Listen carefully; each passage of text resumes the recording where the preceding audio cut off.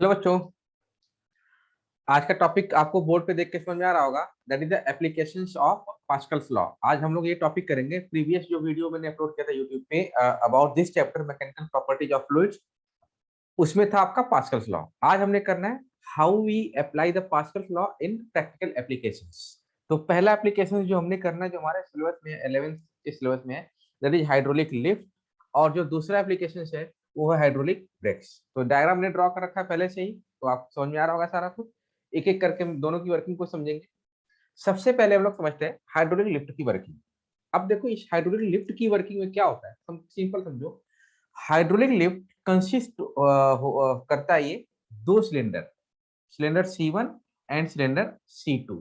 ये दोनों सिलेंडर एक ट्यूब के थ्रू, एक पाइप के थ्रू कनेक्ट होते हैं। ये रहा सिलेंडर C1, ये रहा सिलेंडर C2, और ये दोनों ही सिलेंडर एक ट्यूब के थ्रू, एक पाइप के थ्रू कनेक्ट होते हैं। ठीक। अब इन सिलेंडर्स में भरा जाता है एक लिक्विड। एक लिक्विड हमने यहाँ फिल कर दिया, क्योंकि पास्कल्स लॉ जो डिफाइन किया गया, that is for the liquid at rest. ठीक। अब हमने क्या करना है, यहां पर हम एक छोटा सा फोर्स अप्लाई करेंगे, यानी जो पर्सन होगा जिसको कार, मान लिया ये कार है, जो लोड लिखा हुआ मैंने, मान लिया ये कार है। अब इसको अगर आपको लिफ्ट करना है, हमें क्या करना होगा, हम सीधा कार को उठा तो पाएंगे नहीं, इतनी ताकत है नहीं, नहीं इतना हम फोर्स अप्लाई कर पाएंगे। तो उसके लिए हम क्या यूज करते हैं, पास्कल्स लॉ का टेक्निक। ठीक। पास्कल्स लॉ को यूज करते हैं यहाँ पर। तो क्या करना हमने हमने यहाँ पर एक छोटा सा फोर्स लगाया। कहाँ लगाया, जो सिलेंडर C1 है, जिसका एरिया क्या है, एरिया है small A. Area is small A, थोड़ा बात कर दीजिए। Area is small A. Small area वाले सिलेंडर पे हमने एक स्मॉल फोर्स लगाया। तो ड्यू टू दैट फोर्स एक प्रेशर यहाँ पर आएगा। और उस प्रेशर की क्या वैल्यू होगी, answer, pressure is equal to force upon area. Pressure is equal to force upon area. और पास्कल्स ने हमें ये समझाया है कि यही प्रेशर जो यहाँ पर क्रिएट होगा, यही प्रेशर इक्वली ट्रांसमिट होगा कहां पर, यहां पर। यानी कि जो इस पॉइंट का प्रेशर होगा, वही प्रेशर हमारा इस पॉइंट का भी होगा। यहां पर आते हैं, यहां का एरिया क्या है, ए। तो यहां का फोर्स कितना हुआ, capital F. Area is capital A, force is capital F. अब एज पर सिंपल फॉर्मूला, यहां पर प्रेशर की क्या वैल्यू होगी, कैपिटल एफ अपॉन ए। यहां पर लिख दिया हमने P is equal to small F upon small A. यहां पर वही P is equal to capital F upon capital A. अब पास्कल्स ने कहा था कि दोनों पॉइंट का प्रेशर सेम होगा। जब दोनों पॉइंट का प्रेशर सेम होगा तो करिए आप equal, F upon A is equal to F upon A, simple. ठीक। तो F upon A is equal to capital A upon small A multiplied by small F.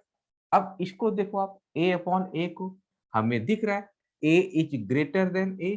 ठीक। जब ए इज ग्रेटर देन ए, तो ये जो रेशियो होगा, that ratio will be greater than 1, and that ratio will be greater than 1। उस greater than 1 में आप इस एफ से मल्टीप्लाई करोगे, तो जो रिजल्टेंट वैल्यू एफ आने वाला है, वो इस एफ से भी बड़ा आएगा। ठीक। तो यही हमारा कॉन्सेप्ट है। प्रेशर तो इक्वल है, बट यहाँ पर इस छोटे से फोर्स से हमें एक बड़ी वैल्यू का फोर्स मिलता है एज पर दी पास्कल्स लॉ। प्रेशर दोनों पॉइंट का सेम रहता है। अब आप क्वेश्चन पूछो कि सर अगर हमें ट्रक उठाना हुआ तो हम क्या करेंगे, बस उठाना हुआ तो हम क्या करेंगे, कार उठाना हुआ तो हम क्या करेंगे। तो यही सब टेक्निकल चीजें होती है जो आपको समझनी होती है।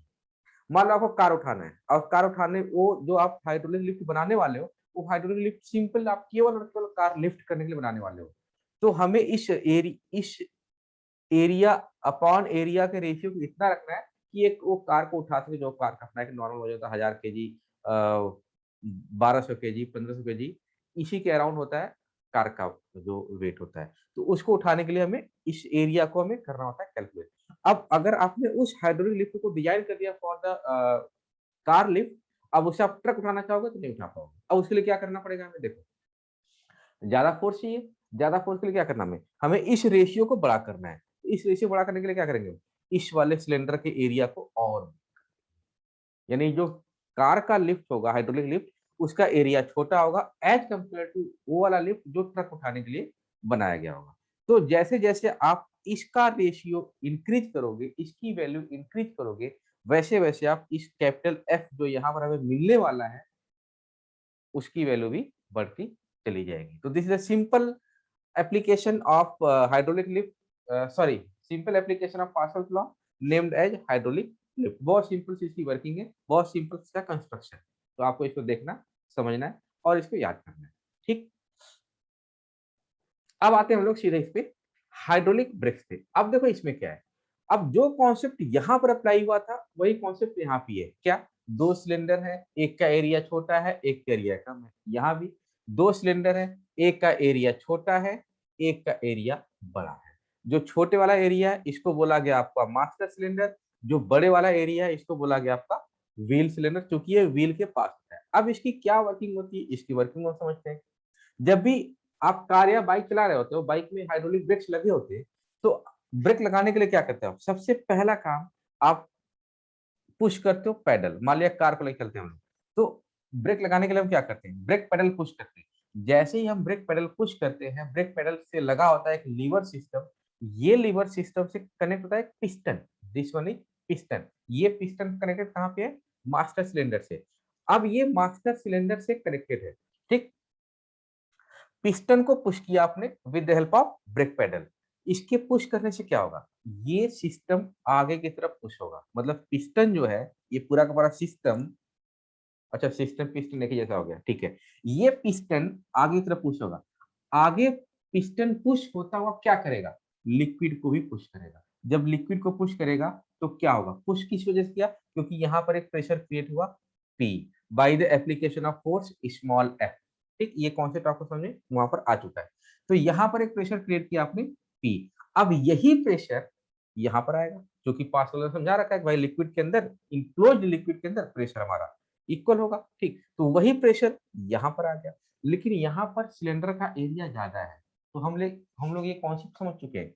यहाँ पर सिलेंडर का एरिया ज्यादा है, तो इसकी वजह से क्या होगा, ज्यादा फोर्स आएगा, क्योंकि पहिए को रोकना है। ठीक, तो अरेंजमेंट क्या कर रखा हमने, यहाँ पर दो पिस्टन है, एक पिस्टन है P1, एक पिस्टन P2। जैसे ही आपने इसको प्रेस किया, यहाँ प्रेशर आया।